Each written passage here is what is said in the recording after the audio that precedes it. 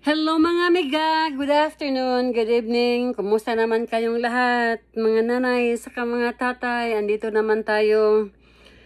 Didistribuhin ko naman kayo kung nasaan kayong sulok sa mundo, sa Middle East, sa Asia, or sa Europe. Yun naman tatlo ang ang mga famous na lugar natin. So, andito ako guys. Guys, nanood ako ng TV. Napanood ko yung rally rally sa Pilipinas, yung INC at saka yung kay Amy Marcos na speech. So ano ang masasabi ko doon? Tatlo lang ang masasabi ko doon sa speech ni Amy, guys. Alam mo maganda yung speech ni Amy dahil talagang talagang makabayan talaga siya, is for the country talaga siya. Hindi siya naka-align sa brother niya. Sinasabi niya ang brother niya ay addict at saka nagda-drug kasama yung mga kaibigan niya, di ba? Mga puro mayaman, guys. Talagang mga disenteng mayaman. So, sinasabi ni Amy yun, kaya maraming galit sa kanya, yung buong pamilya niya.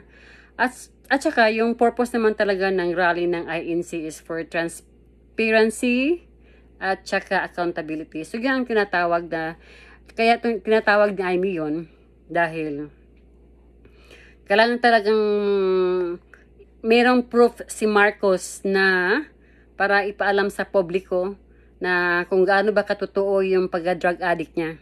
Diba? Drug addict niya.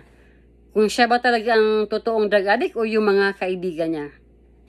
Pangalawa, transparency. Yung pera, mga ninakaw ng mga politicians na gustong umupo sa gobyerno pero pera lang ang hinahabol, di ba? Kailangan talaga ang pera kapag nakalabas yan o kinuha yan, kailangan talaga yang tawagin ka agad. I-call out ba? Maganda yung ginagawa ni Sarah na mayroong nagnakaw na inaabuso yung budget. Tinatawag niya kaagad. Dapat ganyan ang sistema. The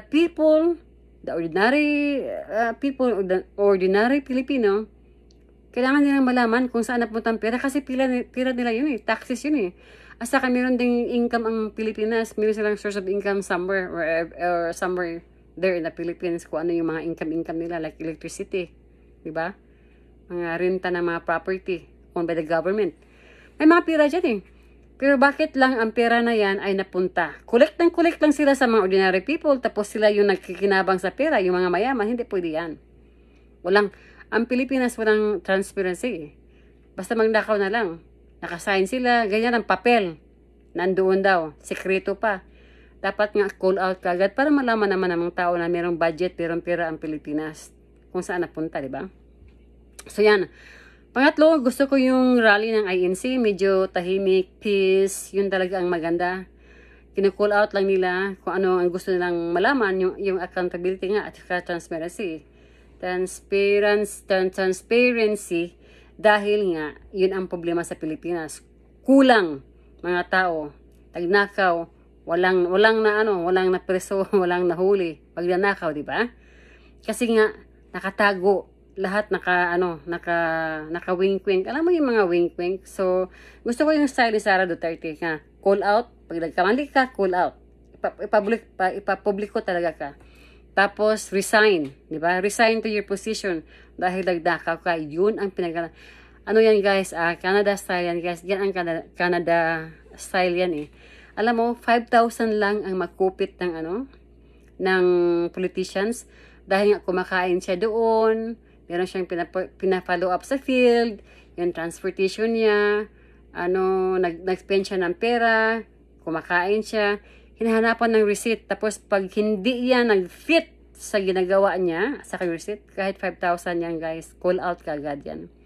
Pahiyain talaga ng gobyerno pahiyain talaga yun. Tapos, resign, ha? Small amount of money, resign. Dahil, ang gusto ng Canada, if you are not disciplined in small thing, it's very hard to discipline for the big thing. Yun ang Canada style, guys. Kaya kung ako sa inyo, maganda talaga ang Duterte. Para makita niyo naman na may pagbabago ang Pilipinas. So, yun lang, guys. Kayo na bahala kung ano ang nyo. Dapat nga si Amy nga, kapatid na nga yan ano niya pinupunta niya na aadik yung kapatid niya.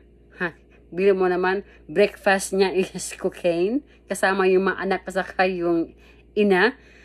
Hindi lang siguro kumakain yan, baka early in the morning, kinakain na yung sinisip-sip na, tapos meron pang dinideliver somewhere, di ba? Para lang magkapera. Malay natin. So, at saka yung mananakaw saka yung adik, galing yan from the mouth of the Pink Aquino Liberal Party, di ba? So, kailangan talaga makipag-join na sila kay Amy.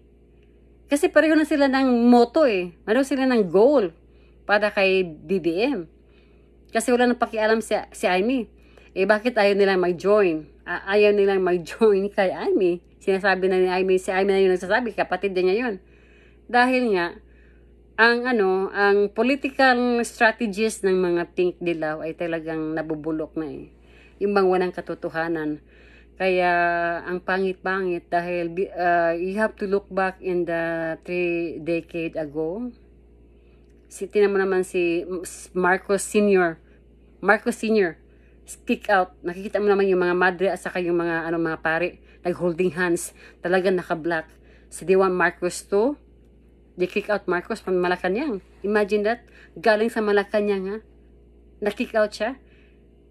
Tapos, mga madre, mga pare, tinan mo yung INC ngayon. Gumagapang pa? Gumagapang ba na para parisin si Marcos? Hindi. Dahil hindi ganyan ang pagpaalis ng presidente. Kasi greed of power yan Hindi ganyan pagpaalis. Magpaalis ka ang sinasabi ni Sara lang, accountability at saka transparency. Ibig sabihin, kung merong nakita dyan, ipalabas sa publiko. I-call out. Tapos, pag-call out, gagawa ng mga proper procedure.